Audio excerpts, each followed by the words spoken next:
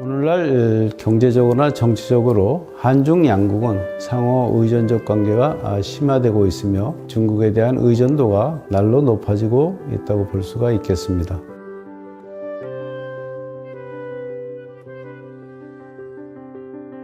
일인 기업이나 소규모 창업을 준비하시는 분들에게 저희 경희대학교 경영대학원 차이나 MBA 입학을 적극 권장합니다.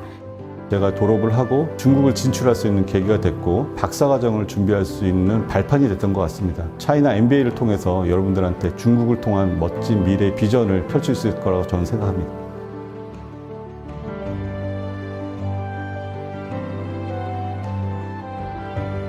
중국 비즈니스에 대해서 관심이 많으신 분들께서는 중국과 관련된 인적 네트워크를 설정할 수 있으며 확장시킬 수 있는 좋은 기회라고 생각이 됩니다.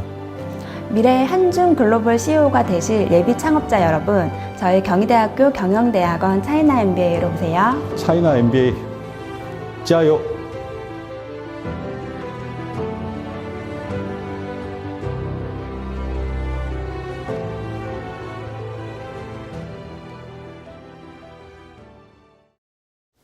네, 시청자 여러분 안녕하십니까? 좀 더 정확한 중국 경제 이야기 차이나 이코노미 채널 CC입니다. 오늘도 중국경제금융연구소 전병서 소장님 모시고 말씀 나누도록 하겠습니다. 안녕하십니까, 소장님? 안녕하십니까?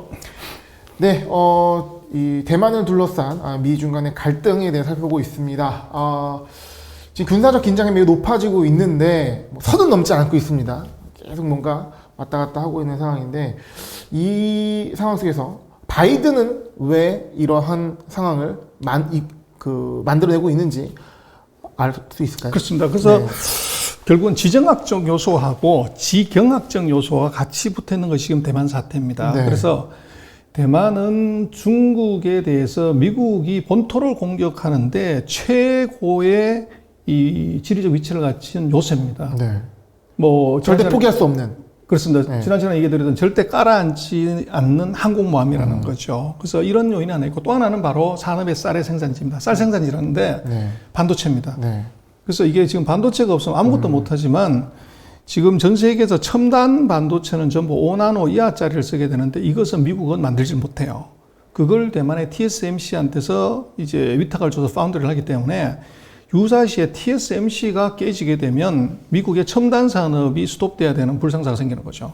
그러다 보니까 지금 대만이라는 것은 이 본토 공격의 중요한 요새이자 산업의 쌀 생산지가 대만이기 때문에 중국으로서는 너무 중요하고 중요성이 점점 올라가고 있는 상황이네요. 그렇습니다. 예. 그런데 문제는 이제 이 중국을 치기 위한 중요한 도구로서 대만을 보고 있는 것이고 또 유사시에 미국의 이 제재가 심해졌을 때 중국이 대만의 반도체 공장을 폭격을 하면 어떻게 되냐.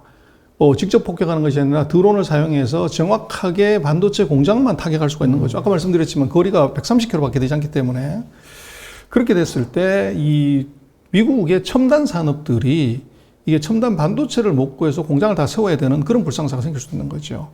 그래서 결국은 미국도 중국을 때리고 싶을 때 중국을 못 때리면 대만을 때리는 것이고 이제 반대 현상도 나타났기 때문에 지금 대만은 거의 이제 닭의 신세 원숭이 길들이려고 하는데 거기에 중간에 이제 낀 그런 이제 상황이다 그렇게 보여지고요. 네. 그래서 이제 이 바이든을 사이에 둔 이제 이 미중의 이해관계를 보면 결국은 중국 굴기라고 얘기하지만 이게 굉장히 위험한 굴기예요. 보시면 이 차트가 미국에 대비한 넘버 2 나라 소련, 일본, 중국인데요. 보시면 1970년대 소련이 미국 GDP의 40%를 넘어가면서 이게 페레스트로이카를 도입을 해서 소련을 갈기갈기 찢어서 7%대로 만들었고 1985년에 일본이 미국 GDP의 40%를 넘어가자 프라자비를 해서 10년 동안 일본을 이제 괴롭혀서 1995년부터 이제 73%까지 올라갔다가 이제 30년 동안 바보를 만든 거죠. 그래서 지금 한 20%대로 떨어뜨려 놨고. 네. 근데 2010년에 중국이 이제 40%대에 올라왔고, 지금 이제 한 73%, 금년도 같으면 73%, 75%가 돼요.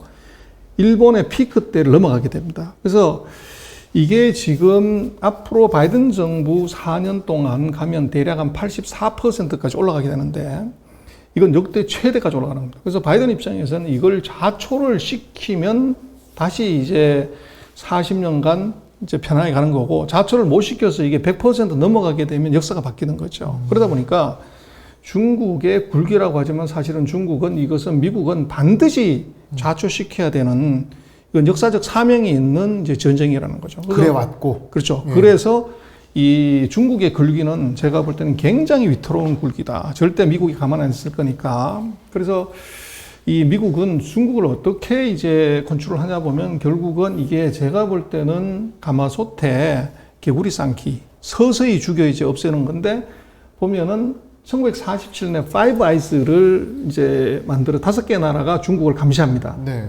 그러다가 2017년에 쿼드를 만들어서 4개 나라가 이제 포위를 하고요. 그리고 금년도에 오쿠스라는 걸 하면서 미국하고 영국하고 호주가 호주한테 핵 잠수함을 만들게 하는 거죠. 그렇게 해서 이 태평양으로 이 중국이 못 나오게끔 만들고, 또 2021년에는 쿼드를 한 단계 더 업그레이드 시켜서 사이버하고 우주까지 다 감시하자. 그래서 이게 바다 그리고 이제 하늘까지를 다 이렇게 이제 포위망을 구축하는 이 전략을 미국이 지금 쓰고 있는 거죠. 그래서 어쨌거나 이제 트럼프는 대만을 국가로 격상을 시켰다가 바이든은 이번에 하나된 중국이라고 다시 인정하는 듯한 제스처를 썼어요. 그래서 이제 이게 왜 그러냐를 봐야 되는데, 결국은 지금 보면 대만은 이거 양안 관계에서 굉장히 중요한 군사 요충지입니다. 그리고 아까 보셨던 이제 이 대만의 이 해협으로 뭐 중국의 군함이 이동할 때도 바로 요 앞으로 가야 되고, 네. 또 요것이 뭐 금문도, 지난 시간에 우리 한번 예전에 한번 봤습니다만, 금문도 같은 경우는 중국 본토하고 10km밖에 떨어지잖아요. 그래서 중국이 뭐라고 했을 때 이 대만이 10km 떨어진 거기다가 미사일 갖다 놓고 쏴버리면 이건 이제 난리 나는 거죠. 그래서 그걸 어떻게 보면 위협하려고 대만 영공을 중국이 뭐 140차례 이제 이 침범을 하는 것들이 있었고, 그러나 근본적으로 지금 이제 바이든이 이 중국에 대해서 다시 제스처를, 화해 제스처를 쓰는 이유는 지지율입니다. 보면 바이든 지지율이 9월 달부터 이게 현격히 지금 떨어집니다. 네. 그래서 그 바이든을 반대하는 게 49%, 이제 지지하는 게 42%로 이게 드디어 역전이 됐고, 지금 최근 6명의 대통령들하고 비교했을 때 집권 후 260일, 한 이제 8개월 사이에 지지율을 놓고 보면 트럼프 빼놓고는 다 아래예요. 트럼프는 50 밑에서 시작했는데요. 그렇죠. 네. 그런데 이제 문제는 결론은 이런 거죠. 다른 역대 5명의 대통령보다는 영 못하고 네. 트럼프보다는 조금 낫다. 네. 그런데 이게 지금 떨어지는 속도가 이제 최근 2달 사이에 굉장히 빠르게 떨어지고 있다는 그것도 거죠. 위태위태한. 그렇죠. 그래서 이 문제가 중요하고, 또 대만 문제를 크게 가져가는 것은 또 미국으로서는 부채 문제가 있어요. 부채 한도를 올려야 되는데, 네. 이것 때문에 말이 많은데 이걸 딴 데로 관심을 돌리려면 이제 그런 것도 필요하고, 네. 또 근본적으로 보면 지금 미중의 무역 적자가 계속 커지고 있어요. 네. 그래서 무역 적자를 줄이려고 하면 중국이 더 사줘야 되는 거죠. 그런 측면에서 보면은 이 트럼프가 얘기했던 하나된 중국을 부인하는 쪽에서 이게 내가 인정을 다시 할게 그러면서 이제 1단계 무역 합의에서 약속된 2,400억 불의 이 상품 구매하는 거를 빨리 사줘라. 네. 이제 요걸 이제 얘기하려고 하는 거죠. 그래서 바이든의 화해 제스처는 바로 그거고. 네. 그러나 궁극적으로 보면 이것은 대만은 바이든의 포로가 된 것 같아요. 바로 바이든이 동맹을 통해서 중국을 고립시키자고 하는 4대 품목이 반도체, 배터리, 히토르, 의약품입니다. 그래서 그러니까 바이든이 반도체 칩 들면서 막 얘기했었던 게 얼마 전 같은데. 그렇습니다. 예. 근데 이제 문제는 이걸 그렇게 할 수밖에 없는 것이, 반도체 전체 생산 중에서 73%가 아시아고 미국은 12%밖에 생산을 안 해요. 그러다 보니까 아시아하고 동맹하지 않으면 중국을 구조적으로 봉쇄할 수 없는 거죠. 그래서 지금 미중의 전쟁은 뭐 반도체 전쟁이라고 봐야 되는데, 그래서 반도체는 이제 미국은 국가 안보라고 보는 이유가, 지금 첨단 반도체를 만약에 지금 12%밖에 이게 미국이 생산하지 않고 있는데, 중국이 국산화해가지고 첨단 반도체를 생산한다고 하면 미국의 전차, 미사일, 비행기에 중국산 반도체가 들어간다? 이건 있을 수가 없는 거죠. 그래서 이건 이제 국가안보 산업이라고 보는 것이고, 중국은 세계 공장인데 지금 모든 그 전자기기, 자동차, 기계 이게 반도체 안 들어가면 안 되는 거죠. 그래서 이것은 중국은 사람의 심장하고 같다. 네. 그렇게 보니까 국가 안보하고 심장이 서로 붙었고, 그래서 미국은 중국에 대해서 물자, 정보, 자금 이 세 개를 다 브로킹 해버립니다. 그러니까 이제 중국 입장에서는 이걸 이제 피할 수 있는 방법이 필요한데 결국은 화웨이하고 SMIC를 제재를 대표적으로 미국이 들어갔고, 그래서 우리가 몇 번 다룬 적이 있습니다. 화웨이는 드디어 핸드폰 사업을 포기를 합니다. 반도체를 못 구해가지고. 그래서 그런 문제가 생겼고, 그래서 이제 이 중국이 이 반도체를 국산할까 하는 것에 대한 이제 미국의 제재는 앞으로도 계속 이어지겠지만 미국도 고민이 있어요. 그게 이제 대만이 들어가 있는데 미국은 기술만 있지 생산은 한국하고 대만이 합니다. 그리고 이걸 궁극적인 시장은 중국이 있어요. 중국이 전 세계 반도체 63%를 소비를 한다고요. 네. 그리고 생산하는 놈은 이제 파운드리는 대만하고 이 한국이 해주니까 그래서 중국 설계는 자기가 하고 그렇죠. 수익은 자기가 대부분 먹더라도 그렇습니다. 네.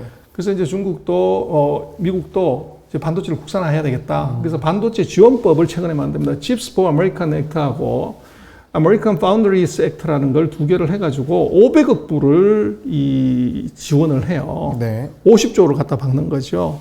그래서 이제 인텔도 실력도 없지만 이제 자기네들도 파운드리 하겠다고 지금 얘기하고 있고, 그리고 이제 한국의 삼성이나 TSMC 보고도 미국의 공장 지어라고 하는 이유가 바로 이제 자체적인 반도체 생산 능력을 갖지 않으면 미중의 전쟁에서 심각한 문제가 도달할 수 있다고 본 거죠. 네. 근데 어쨌거나 지금 생산을 하려고 하면 투자를 해야 되는데 그 전 세계 반도체 투자를 보면 미국은 이게 9%밖에 안 돼요.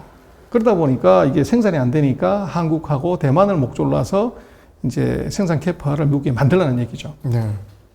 그리고 소비를 보면 전 세계 시장 2020년에 4,400억 불 정도 되는데 이 미국 그 중국 통계로 보면 중국이 그냥 수입한 걸로 보아도 보면 3,500억 달러가 돼요. 80%가 중국으로 들어온다는 거죠. 그래서 이것은 다시 재수출되는 게 있기 때문에 그런데 어쨌거나 지금 중국이 세계 반도체의 최대 소비자이자 어떻게 보면 중간 경유지다. 네. 이렇게 볼 수 있고, 그러면 미국에 공장을 짓더라도 예를 들면 대만이나 한국 같은 경우는 거기서 만든 칩을 다시 중국으로 갖고 와서 팔아야 되는 그 문제가 생깁니다. 그러니까 이제 미국으로서는 제재를 하더라도 이게 고민이 굉장히 많은 거죠. 그러니까 지금 이 반도체 전쟁에 대한 부분에 있어서는 소장님께서 빨리 말씀해 주셨는데 이전에 저희가 올렸던 반도체 전쟁 영상을 저희가 또 모음집을 해가지고 이번 주에 또 올려드릴 예정이니까 그 부분을 좀 보시면 천천히 보시면 이해가 잘 될 것 같습니다. 그렇습니다. 그거 한번 보시면 도움 되고요. 네. 그래서 이게 지금 미중 관계에서는 비행기가 몇 대 날고 이게 중요한 게 아니라 TSMC가 진짜 중요합니다. 이게 핵심이고. 네. 그래서 보시면 지금 TSMC의 반도체 공장이 어디 있냐고 그러면 세 군데가 있어요. 이게 신주에도 있고 타이중에도 있고 타이난에도 있고 연안 쪽에 있네요. 다 이제 이게 중국 쪽 방향으로 있는 거죠. 그래서 이게 만약에 중국의 공격을 받아가지고 파괴가 되면 어떻게 되냐? 그러면 대만도 문제가 되지만 더 큰 문제는 미국이 문제가 돼요. 그래서 미국은 이걸 보호하기 위해서라도 유사시에 바로 개입을 해야 되는 문제가 있는데 문제는 거리가 너무 가깝다는 거죠. 항공모함이 출동하고 비행기가 날기 전에 네. 이미 포가 먼저 날아올 수 있다는 거죠, 미사일이. 그래서 이게 미국의 어떻게 보면 아킬레스건이 이거고, 그러다 보니까 TSMC 보고 미국에 공장 지어라. 그래서 TSMC는 거기다 맞장구 쳐서 우리가 미국에 공장 6개를 짓게. 네. 지금 이 최첨단한 하나 짓는데 250억 불 들어갑니다. 근데 네. TSMC가 매출액이 480억 밖에 안 돼요. 근데 6개를 짓는다? 엄청난 뻥이 들어있는 거죠. 현실성은 좀 떨어진다는 말씀이시죠? 그렇죠. 네. 어쨌거나 하여간에 지금 전 세계적으로 5나노 이하를 만들 수 있는 데는 삼성하고 지금 이제 2개밖에 없고 네. 이것을 미국은 이제 이 반도체 공장 하나 짓는데 2년 반 걸려요. 그러다 보니까 이 대만을 보호하지 않으면 이것은 첨단 반도체를 구할 수 없는 미국의 공장 짓기 전까지는 그 문제가 있기 때문에 지금 항공모함 보내고 군사활동하고 하는 것이 다 이거하고 상관이 있다는 겁니다. 그래서 이제 결론을 봐야 되는데 어떠냐 그러면 결국은 싸우면서 협상한다. 그래서 보면 2월 달에 바이든하고 시진핑이 전화 통화하고 나서 3월 달에 앵커리지에서 우리가 몇 번 얘기를 한 적이 있습니다만 중국의 외교부하고 미국의 외교 담당들이 삿대질하면서 세게 싸웠어요. 그리고 9월 달에 바이든이 시진핑하고 통하고 나서 하웨이에 멍완조우를 석방을 했습니다. 네.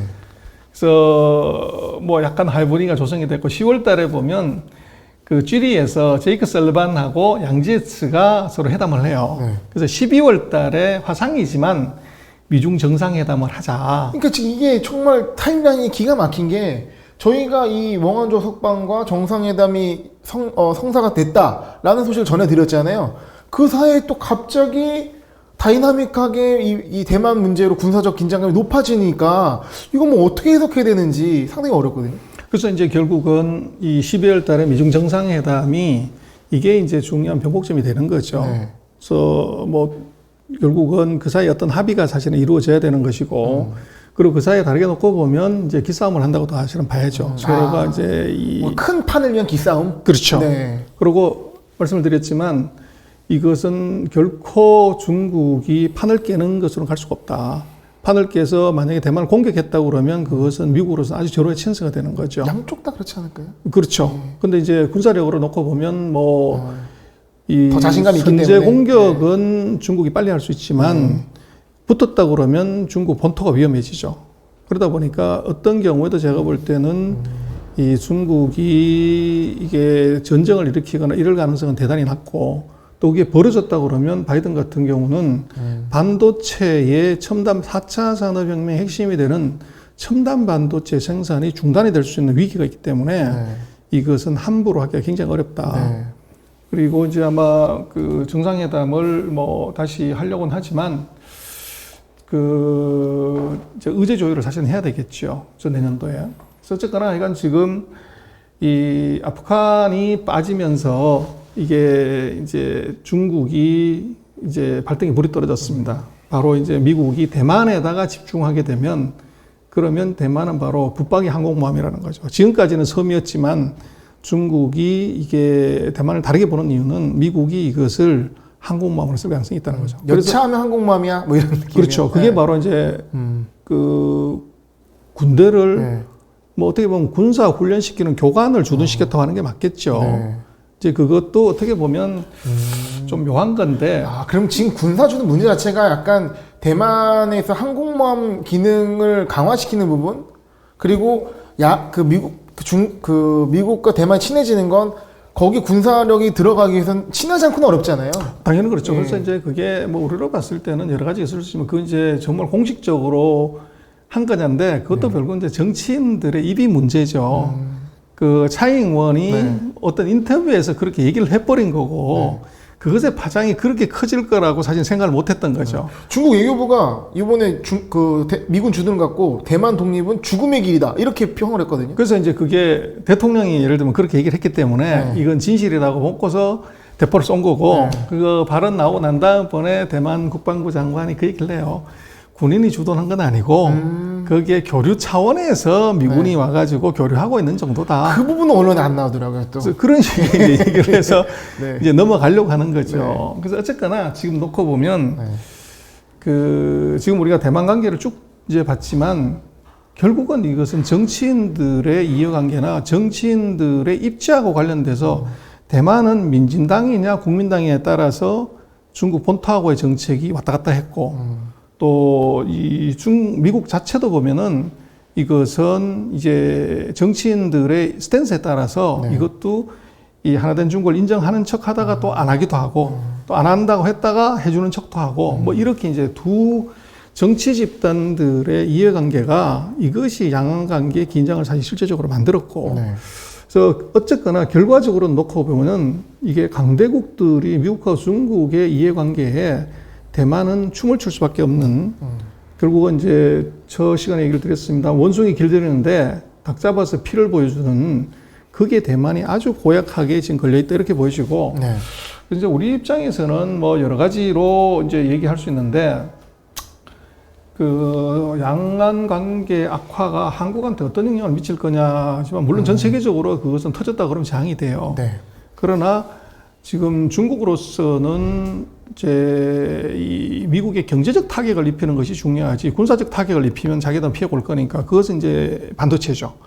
그래서 만약에 이제 중국이 대만의 파운드리 라인에 대한 공격을 통해서 그 파운드 라인이 이제 무너지게 된다 그러면 그것의 최대 수혜자는 한국이 되죠. 한국의 삼성이. 그럴 가능성이 대단히 높아 보이고. 그렇게도 생각할 수 있겠네요. 그렇습니다. 그래서 어쨌거나 하여간 지금 그 대만과 관계된 미중의 힘겨루기 문제는 정치 문제고, 그리고 그 정치 문제의 속성을 놓고 보면 결국은 이것이 양쪽이 지정학적 중요성하고 지정학적 중요성이 같이 겹쳐 있기 때문에 싸우기는 하지만 판 못 깬다. 그래서 중국도 뭐 무력으로 통일한다 어쩐다 그러지만 전쟁을 할 때 먼저 전쟁한다고 얘기하는 전쟁은 전쟁이 아니에요. 네. 전쟁은 먼저 공격해서 상대를 거기 목줄을 이제 끊을 정도까지 됐을 때 전쟁한다고 하는 것이 기습을 이기는 것이지. 뭐 말로 하는 건 전쟁이 아니다. 그렇죠. 예. 그래서 지금 얘기는 네. 이제 립 서비스 또 이제 여론을 의식한 액션이라고 보여지고. 또 큰 정상회담을 앞둔 그렇죠. 힘겨루기. 그렇죠. 예. 그 제가 그럼 마지막으로 한 가지만 네. 여쭤보겠습니다. 어떻게 보면 이제 그러니까 트럼프 대통령 시절에 중국 때리기라는 이 대의 명분이 크게 인기를 받았고 내부적으로도 큰 지원을 받았지 않습니까? 뭐 양당 할 거 없이. 근데 지금 바이든 대통령이란 말이죠. 중국 때리기, 예전 같은 트럼프 같은 중국 때리기가 이뤄날까요? 아니면 다른 양상이 진행될까요? 다른 양상으로 갈 거로 보여져요. 그래서 뭐 중국 때리기를 했지만 실효성이 없었다는 거죠. 그래서 똑같은 방식으로 가게 되면 이미 중국이 패를 알았기 때문에 이제 안 되고, 그래서 바이든이 이 동맹을 얼라이언스를 통해서 공격하겠다고 하는 이게 무섭다는 거죠. 그래서 그게 이제 근본적으로 다른 점이고, 그리고 아마도 지금 기술 전쟁을 하고 있지만 제가 볼 때는 더 중요한 건 금융 전쟁이에요. 금융의 칼을 아직도 미국은 한 번도 쓴 적이 없어요. 그래서 기술은 뭐 미국이 이게 인공위성 날리니까 중국도 날리고 항공모함 자기네도 만들고 자동차 만들고 전기차 만들고 하지만 금융에 대해서는 아직 누가 뭐라고 해도 미국이 세계 뭐 절대 1위죠. 그래 그런 측면에서 놓고 보면 아직도 미국은 단 한 번도 바이든 정부 들어서서 금융에 대한 언급이 없어요. 근데 상대가 칼을 주머니에 집어넣고 얘기 안 하는 게 더 무섭죠. 네. 칼을 뺐다 그러면 이것은 이제 찌르는 거니까. 네. 그래서 제가 볼 땐 내년도에는 아마도 금융 협상이 진행될 가능성이 높아요. 네. 그래서 최근에 보면 중국이 북경에다 거래소를 하나 더 만들어요. 네. 그리고 돈 냄새를 누가 제일 잘 맡냐 그러면 결국은 강에 봄이 왔는지 안 왔는지는 그 강에서 놀고 있는 오리가 제일 먼저 안다는 거예요. 그래서 저는 내년도에 이제 중국 금융시장을 조금 우리가 다르게 봐야 되는 것은 미국에서 1등, 2등 하는 이제 골드만삭스, JP 모간이 들어갔죠. 100% 네. 자기네 자본으로 영업하는 증권사를 만들었고 네. 전 세계에서 1등, 2등 하는 자산운용사인 이제 블랙락하고 뱅가드가 중국에 들어갔단 말이에요, 네. 금년에. 그러면 이게 금융이라는 것이 뭐 냄새 맡는데 귀신이고 최고의 촉을 가진 자산운용사와 증권사가 왜 들어갔냐. 네. 둘이 전쟁 붙으면 큰일 나는데. 유택에. 예. 그렇죠. 그래서 이것을 놓고 보면 내년도에 미중의 전쟁이 벌어지지만 그것은 금융전쟁이 벌어지는데 금융전쟁에서는 중국이 양보하지 않을 방법이 없어요. 그렇게 되면 내년에 아마 중국의 금융시장에서는 새로운 변화가 네. 아마 기대되는 거 아닌가 그렇게 볼 수 있을 것 같아요. 네, 지금 뭐 대만을 둘러싼 군사적 긴장감에 대해서 말씀을 드렸는데요. 지금 말씀하신 이런 이야기를 큰 틀에 놓고 이 사안을 보시면 좀 더 이해하기가 쉽지 않나 생각합니다. 앞으로 뭐 새로운 이슈가 나올 때 또 피드백과 팔로우를 해서 말씀을 드리도록 하겠습니다. 선생님 오늘 말씀 감사합니다. 네, 맞습니다.